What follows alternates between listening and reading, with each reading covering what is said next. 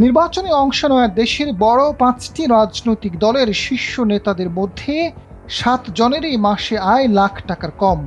সবচেয়ে কম আয় জামাত আমির ডাক্তার শফিকুর রহমানের, তার বার্ষিক আয় ৩,৬০,০০০ টাকা। এরপরেই রয়েছেন জাতীয় পার্টির চেয়ারম্যান জিএম কাদের, যার আয় বছরে ৪ লাখ টাকা। তাদের চেয়ে আয়ে কিছুটা এগিয়ে বিএনপির ভারপ্রাপ্ত চেয়ারম্যান তারেক রহমান। তবে ৫টি রাজনৈতিক দলের নেতাদের মধ্যে সবচেয়ে বেশি বার্ষিক আয় জাপা মসজিদ ব্যারিস্টার শামীম হায়দার পাটোয়ারীর। ৫টি দলের শীর্ষ নেতাদের ৮ জনের দামি গাড়ি এবং ঢাকায় বাড়ি আছে। অর্জনকারীর মূল্য অনুযায়ী তাদের সবাই উচ্চ মধ্যবিত্তের কাতারে পড়েন। তাদের ৫ জনের পেশা ব্যবসা, ২ জন আইনজীবী, ১ জন করেন রাজনীতি, চিকিৎসক ও পরামর্শক। ২ জন বাদে সবাই উচ্চশিক্ষিত, ন্যূনতম স্নাতক। নির্বাচন কমিশনে দেওয়া হলফনামায় তারা নিজেরাই এসব তথ্য জানিয়েছেন।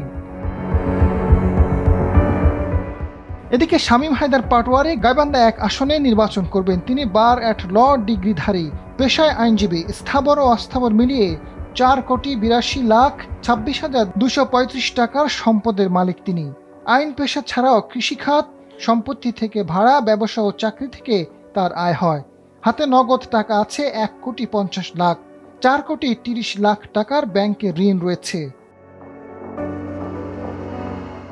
সম্পদের তালিকায় দ্বিতীয় অবস্থানে রয়েছেন বিএনপির মহাসচিব মির্জা ফখরুল ইসলাম আলমগীর। মাসিক আয় লাখ টাকা হলেও তিনি ৪,৫০,০০,০০০ টাকার সম্পদের মালিক। বার্ষিক আয়ে এনসিপির আহ্বায়ক নাহিদ ইসলাম আছেন দ্বিতীয়তে। পেশায় পরামর্শক এই নেতা বছরে ১৬ লাখ টাকা আয় করেন। ১৮৭ বড়ির স্বর্ণের মালিক ইসলামী আন্দোলনের জ্যেষ্ঠ নায়েবে আমির মুফতি সৈয়দ মোহাম্মদ রেজাউল করিম। বার্ষিক আয় ১৪,২৮,০০০ টাকা। জামায়াতের সেক্রেটারি জেনারেল মিয়া গোলাম পরোয়ার মাসে আয় করেন ৩৯,০০০ টাকা। এনসিপির সদস্য সচিব আখতার হোসেনের আয় তার চেয়ে বেশি, বছরে তার আয় ৫,০৫,০০০ টাকা।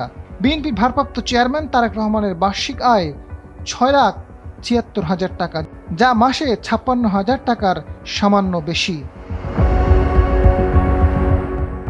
আজাদ ফারুক, সময়ের আলো।